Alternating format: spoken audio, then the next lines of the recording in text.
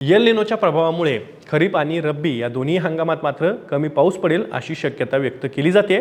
त्यामुळे शेतकऱ्यांनी कमी पावसात तग धरून राहणारी किंवा येणारी पिकं घ्यावीत, ज्यामध्ये कडधान्य असतील किंवा इतर जी पिकं असतील त्याला प्राधान्य द्यावं असंही जाणकारांकडून सांगितलं जातंय।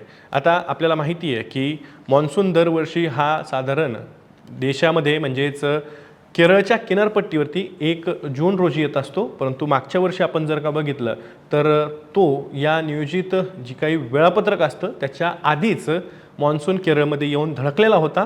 तसंच अंदमान निकोबार बेटांवरती सुद्धा आधीच पाऊस आलेला होता आणि त्यामुळेच मग मॉन्सूननं तळकोकणही लवकर गाठलेलं होतं, परंतु पुढचा जो प्रवास होता तो काहीसा रखडलेला होता। तर यावर्षी सुद्धा मॉन्सून म्हणजेच नैऋत्य मोसमी वारं जे मॉन्सूनच्या हंगामात पावसासाठी पोषक असं वातावरण तयार करत असतं ते लवकर येण्याची शक्यता वर्तवली जाते।